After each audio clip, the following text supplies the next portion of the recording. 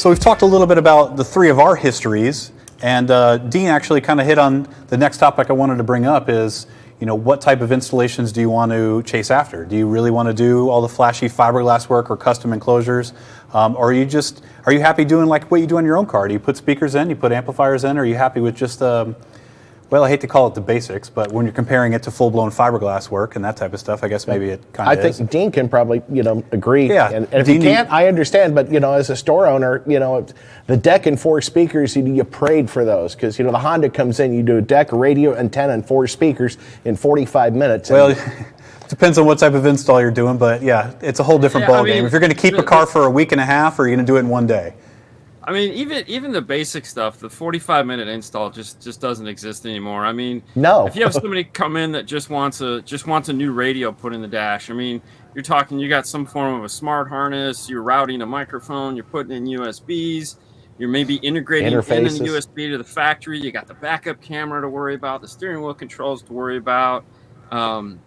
Factory integration is a beast. Are we getting into the air conditioner? I mean, so, there's certain cars you put a radio in, you're there for 4 hours, maybe 5 hours. Absolutely. On certain ones, absolutely.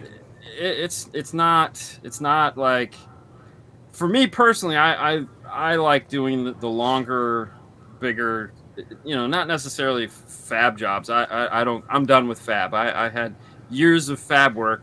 Now I just sit at my laser. I put out the parts that I need. I sit there and I marvel at them, going, like, no way, we could never build this.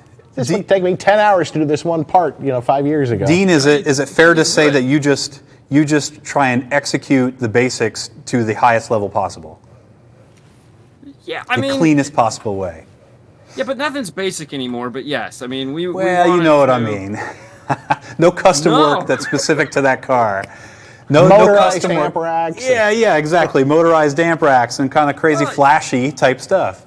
Well, yeah, but I mean that time is kind of come and gone. I mean, there's flashy, and then there's flashy to the point to where it's kind of useless. So, a lot of customers now, they like their interiors of their cars. They're not ugly like they used to be. So it's like, no, I don't want you to mess this up. I want it to sound better.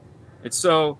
They want to keep the functionality of the car, too. Yeah, I mean, hell, I had to put a set of tweeters in the other day, keep the factory look. It took me 2 hours just to mount a tweeter.